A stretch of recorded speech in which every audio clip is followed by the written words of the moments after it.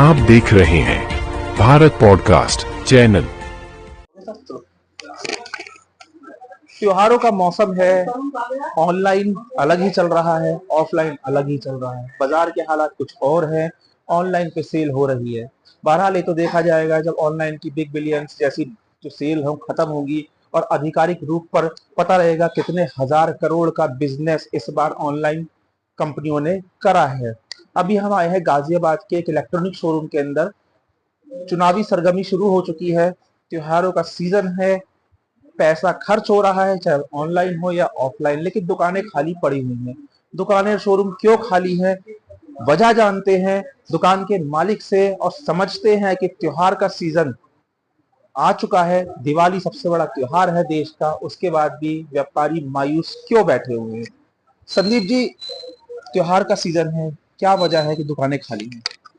Reason मैं जहाँ तक समझता हूँ, रीजन ये है कि जब भी दिवाली सीजन से पहले ऑनलाइन सेल आती है, उस ऑनलाइन सेल में इंडिया का बहुत बड़ा कस्टमर ऑनलाइन परचेज करता है। और शुरू में कुछ वर्षों तक ऑनलाइन कंपनियों ने माल सस्ता बेचा था और ये लोग कंपनियों से नहीं खरीदते थे, अदर सोर्सेज से खरीद कर ये लोग सस्ता बेचते थे। आज सारा माल इन पे कंपनियां ये स्वयं खुद बेचते हैं और आज ये माल सस्ता भी नहीं बेचते हैं, लेकिन जो न्यू जनरेशन है उन सबको ऑनलाइन परचेज करने की आदत पड़ चुकी है। इस वजह से सारा पैसा कस्टमर का दीपावली से पहले ऑनलाइन कंपनियां इकट्ठा कर लेती हैं और बाजार में से ग्राहक नदारद हो जाता है। पीछे कुछ समय में हमने देखा था कि यूएस के प्रेसिडेंट बराक ओबामा खुद सड़कों पर उतरे थे और उन्होंने अपील करी थी कि लोकल फॉर वोकल, कि आप लोकल से सामान खरीदें, ऑनलाइन पे ना जाए। जब अमेरिका ऐसे एक बड़ा देश ऑनलाइन का शिकार होकर अब समझ रहा है, तो क्या भारत में इस तरह का प्रयास नहीं होना चाहिए? देखिए, हमारे हिंदुस्तान में जब ऑनलाइन कंपनियां आई थी तो वो ये कहकर आई थी कि ये हमारा एक पोर्टल है और इस पर सब हिंदुस्तान का दुकानदार ही माल बेचेगा।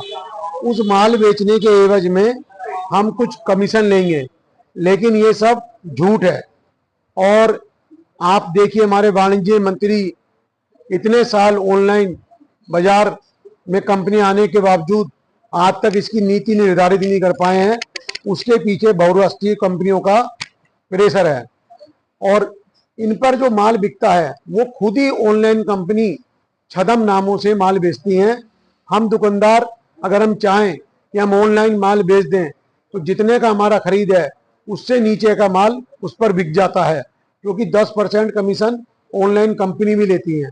तो सारा माल ऑनलाइन कंपनी स्वयं ही बेचती है और जो ज़्यादा पैसे वाला है वो और पैसे वाला होता जाता है। और इन सब की वजह से करोड़ों दुकानदार, जिनके अरबों परिवार इन व्यापार से चल रहे थे, वो सब लोग भूखे मरने की स्थिति में आ जाते हैं।